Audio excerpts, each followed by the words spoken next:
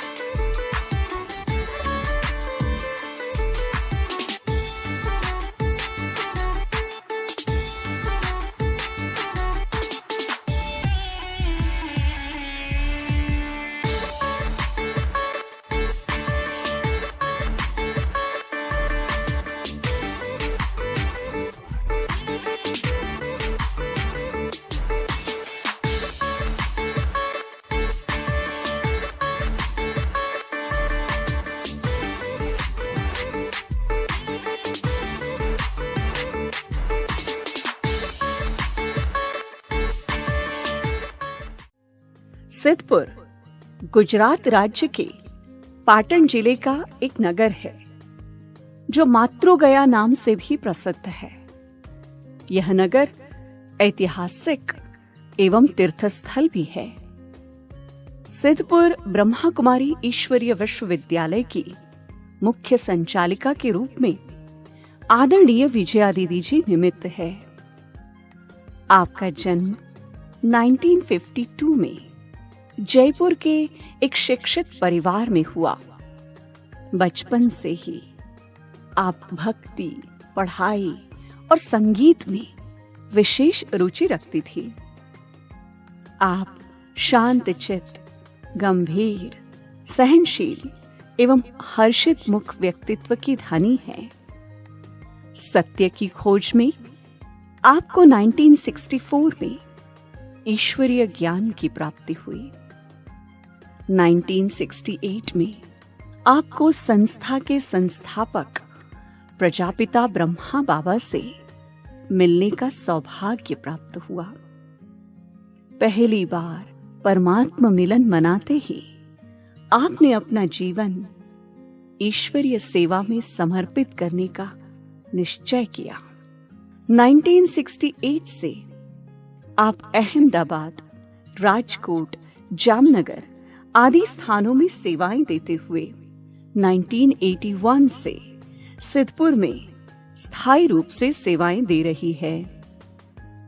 संपूर्ण भारत एवं गुजरात में राजयोग शिविरों के द्वारा आपने अनेक आत्माओं को ईश्वरीय संदेश दिया। देश विदेश में सेवा करते हुए आपने London, Nairobi, Singapore, Dubai, Indonesia आदि स्थानों में भी सेवाएं दी। वर्तमान समय दीदी जी के नेतृत्व में 3 सेवा केंद्र एवं 20 गीता पाठशालाओं में 600 से अधिक विद्यार्थी परमात्मा पालना का आनंद लेते हुए राजयोग से अपने जीवन को श्रेष्ठ बना रहे हैं।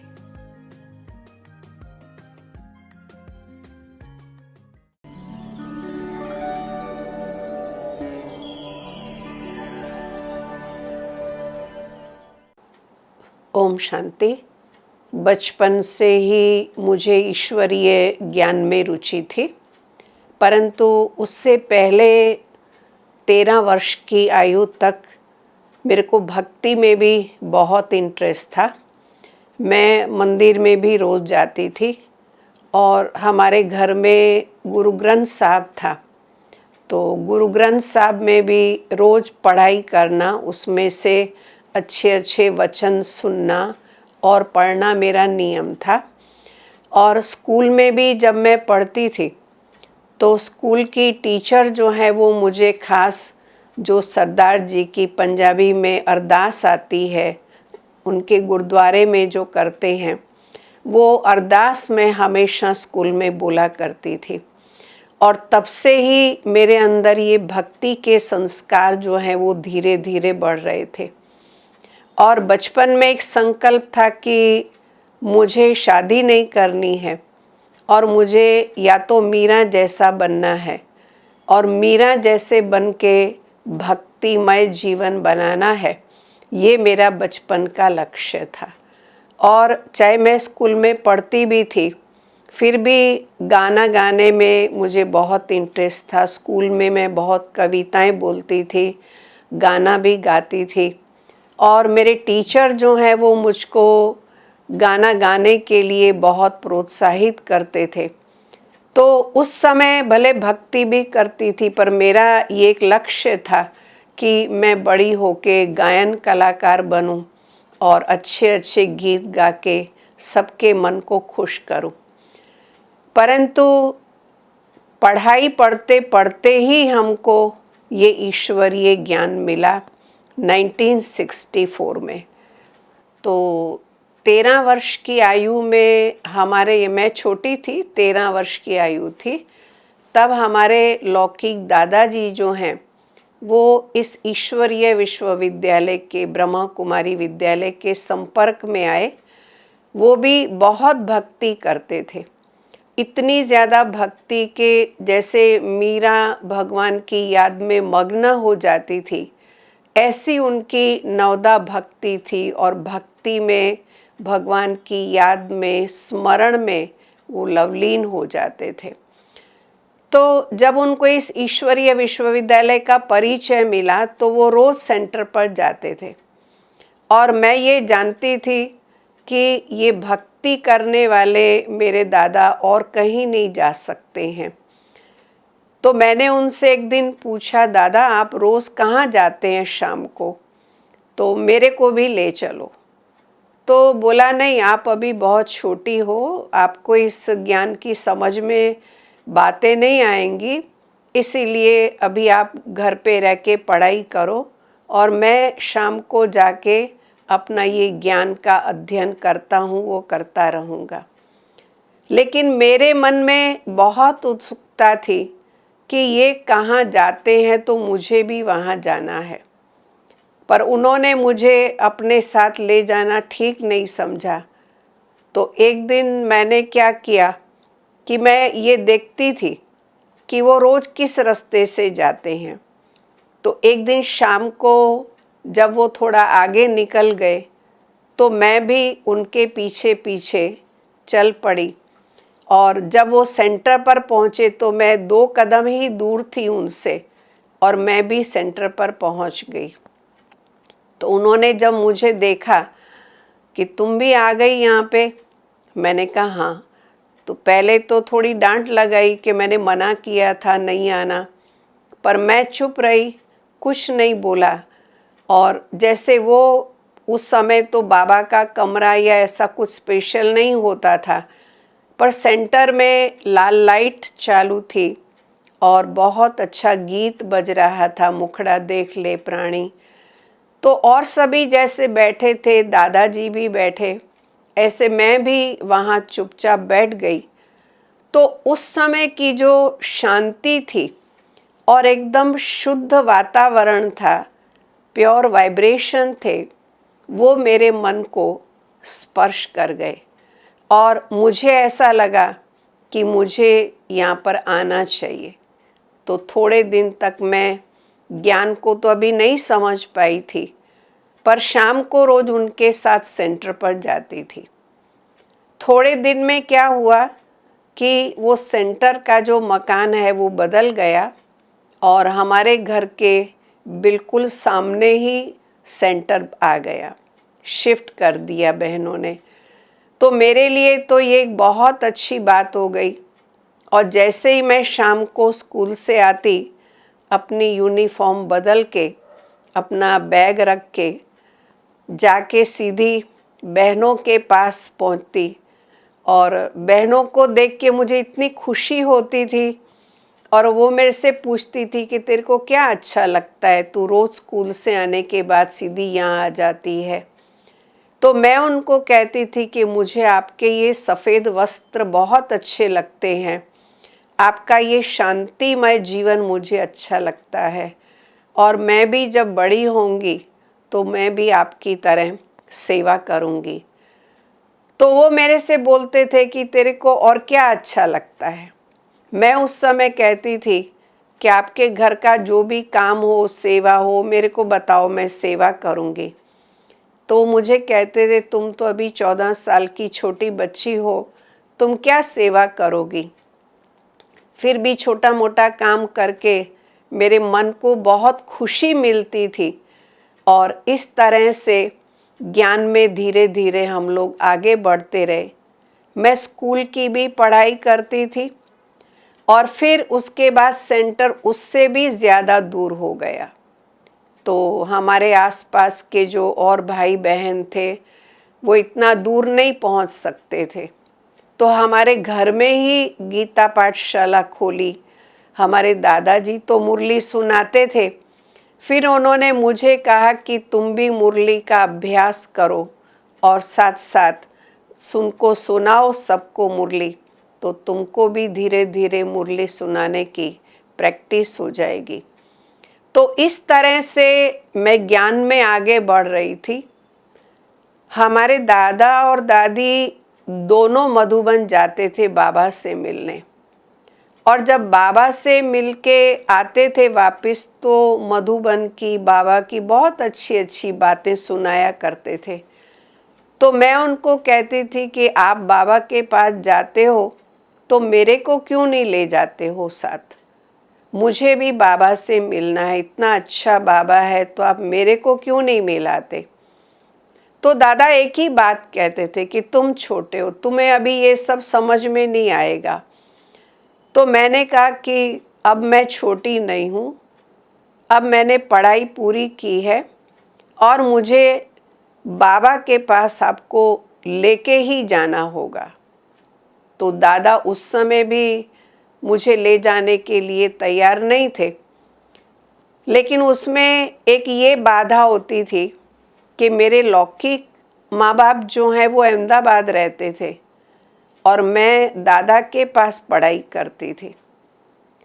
तो सारा साल पढ़ती थी, जब स्कूल का वैकेशन होता था तो मेरे फादर जो हैं वो मेरे को अहमदाबाद 2 महीना ले जाते थे। तो ये जो वैकेशन का टाइम था एक बाबा से मिलने का, वो मेरा चला जाता था। लेकिन 1968 में पहली बार मधुबन में प्रदर्शनी भी लगी थी। हमारे सेंटर की और भी कुमारियां थी, वो सब बाबा से मिलने के लिए और प्रदर्शनी देखने के लिए माउंट आबू जा रहे थे। तो मैंने दादा से कहा कि सभी कुमारियां जा रही हैं तो मुझे भी जाना है। फिर से उन्होंने मुझे मना कर दिया, बोला इस साल आप अपने फादर के पास जाओ, उनको मिल के आओ और फिर उसके बाद हम आपको ले जाएंगे। लेकिन इस बार तो मैंने हठ पकड़ ली कि नहीं, मुझे लौकिक फादर के पास नहीं जाना है, मुझे बाबा के पास ही जाना है। उससे पहले भी मैंने कई बार कहा। तो मुझे इस बात का पता चला कि सभी भाई बहनें जो हैं वो बाबा को पत्र लिखते हैं। तो दादा जब मुझे मना किया करते थे ले जाने, तो मैंने बाबा को पत्र लिखा कि बाबा मुझे मधुबन आना है, आपसे मिलना है, और ये लौकिक दादा जो हैं वो मुझे मना करते हैं। तो बाबा ने मेरे को पत्र लिखा और कहा बच्ची तुम जब भी चाहो तब बाबा से मिलने आ सकती हो। तो मैंने दादा को पत्र पढ़ाया और दादा से कहा कि देखो बाबा ने तो आने की छुट्टी दी है, आप मुझे नहीं ले जाते हो। तब मुझे बड़ी मुश्किल से दादाजी ने हाँ कही और मैं 1968 में पहली बार मधुबन पांडव भवन बाबा से मिलने के लिए आई।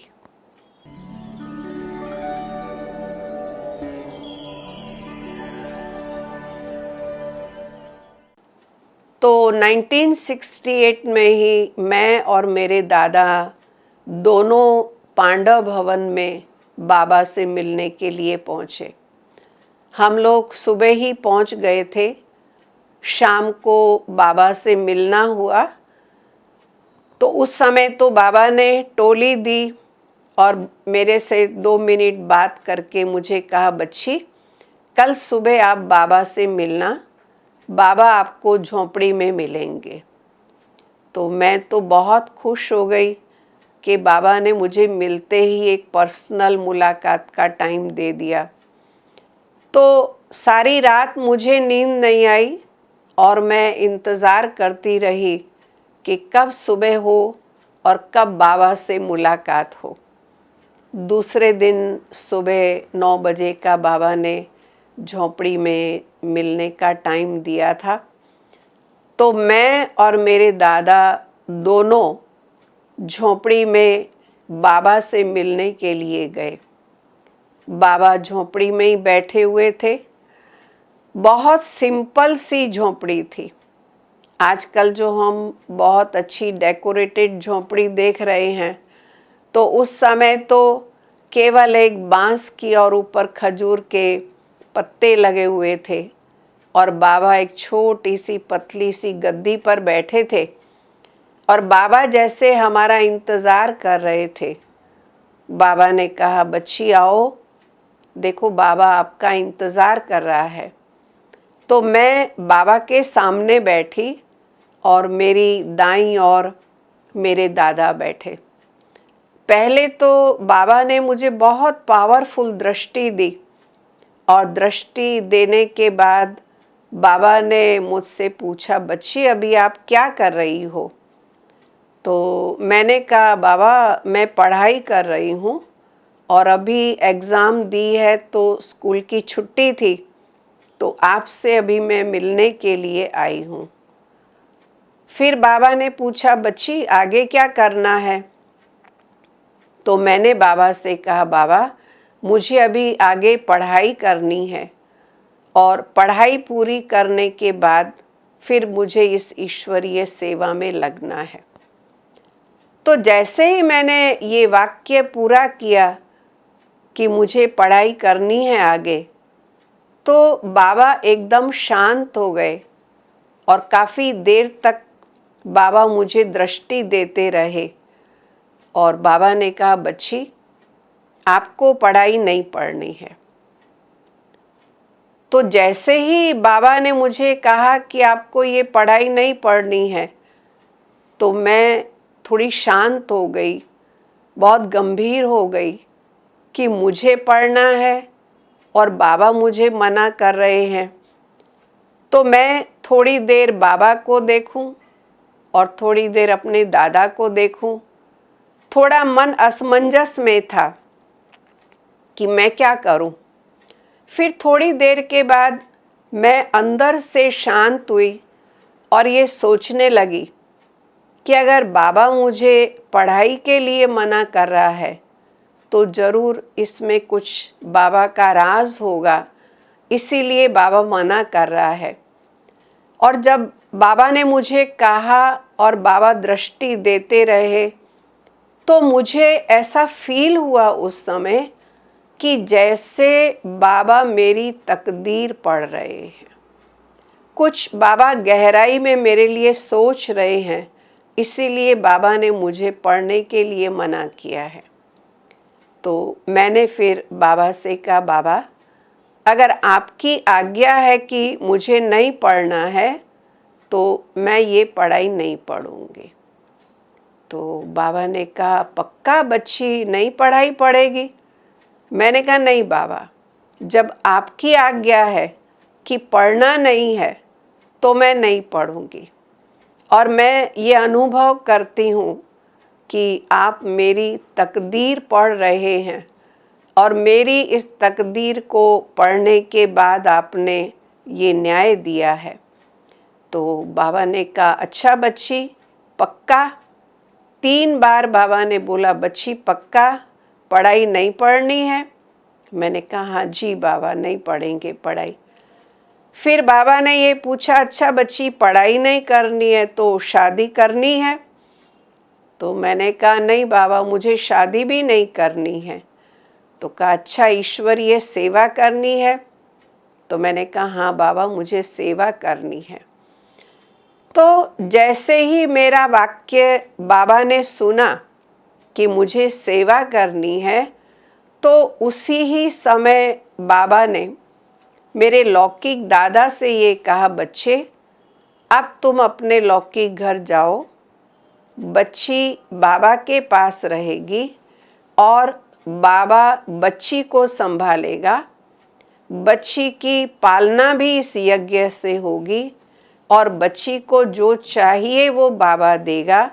बच्ची अपने लौकिक घर से कुछ भी नहीं लेगी, आप एकदम निश्चिंत हो जाओ। इतना दादा से कहा और उसके बाद बाबा ने मुझे कहा, बच्ची अमृतसर में चंद्रमणि दादी बहुत अच्छी ट्रेनिंग कराती है, तो मैं आपको वहाँ ट्रेनिंग करने के लिए भेजूँगा। मैंने कहा, बाबा जैसे आपकी आज्ञा।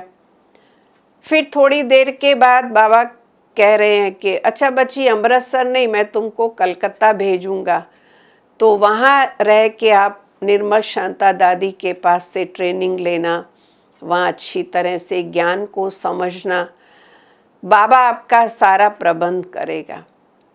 तो जैसे ही बाबा ने कलकत्ता की बात बोली तो मेरे लौकिक दादा ने बाबा से कहा, बाबा बच्ची के लौकिक माँ बाप तो अहमदाबाद रहते हैं और बच्ची को आप इतना दूर भेज देंगे तो इनके माँ बाप तो मुझे डांटेंगे, मुझे कहेंगे कि आपने किसको पूछ के इसको इतना दूर भेज दिया। बाबा अगर आप इसको कलकत्ता ना भेजकर अहमदाबाद भेज देंगे तो बहुत अच्छा रहेगा। तो बाबा ने कहा, हाँ बच्ची अहमदाबाद भी जा सकती है, वहाँ लौकिक परिवार की भी सेवा होगी और बच्ची की उन्नति भी होगी। बाबा सरला बच्ची को पत्र लिख देगा और ये भी लिखेगा कि बच्ची को बाबा ने भेजा है और बाबा ने पत्र में ये लिखा है सारा कि बच्ची की पालना यज्ञ से होगी, बच्ची को जो चाहिए वो आप सेंटर से देना, बच्ची अपने लौकिक घर से कुछ भी नहीं लेगी। ये जैसे एक उस समय मिरेकल जैसा लगा, एक जादू हो गया कि एक सेकंड में बाबा ने मुझे अपना बना लिया, मुझे समर्पित कर दिया, मुझे सेंटर पर भी भेज दिया। और जब इतना सब पक्का हो गया तो बाबा ने मुझे अपनी गोदी में लिया और जब मैं बाबा की गोदी में गई तो उस समय मेरा ये बहुत अच्छा और गहरा अनुभव रहा। मुझे लगा कि जैसे एक सेकंड में बाबा ने मुझे नष्टो मोहा बना दिया।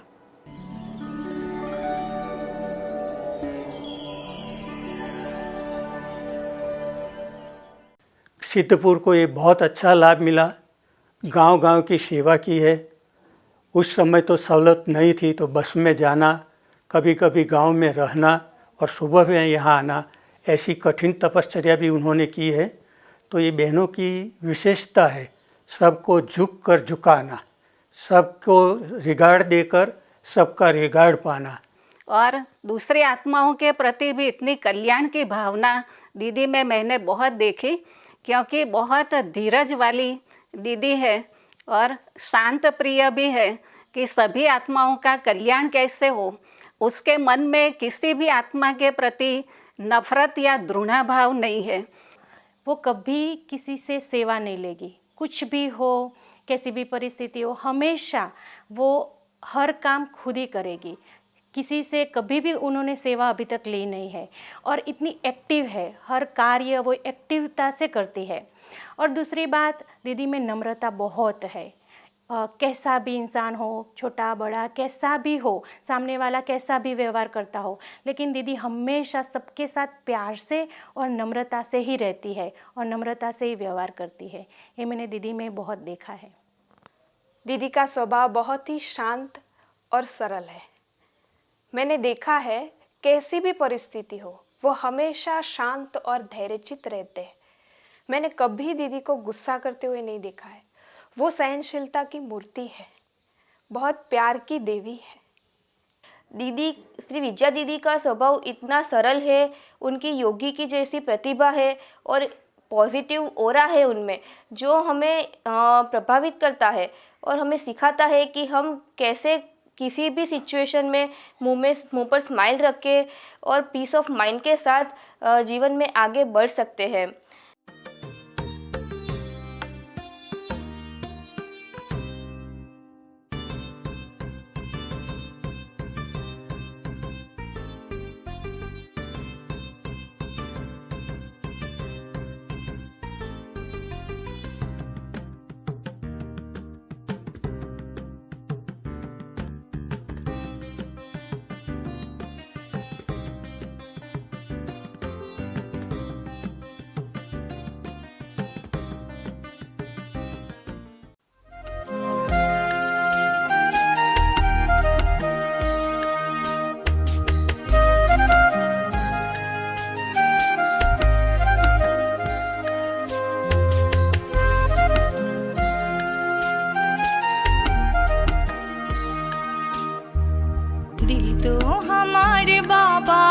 बस तुमसे ही कहे, तुझ में समा के हम तो तेरी मुरली सुनते रहे। दिल तो हमारे बाबा बस तुमसे यही कहे, तुझ में समा के हम तो तेरी मुरली सुनते रहे।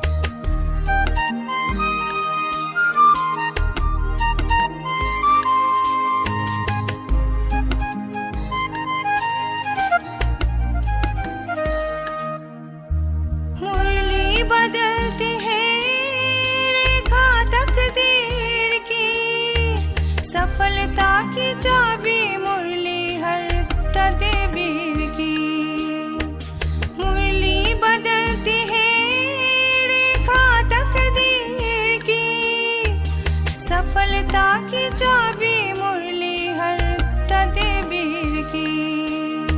तेरी पालना से बाबा हम यूं ही पलते रहे। दिल तो हमारे बाबा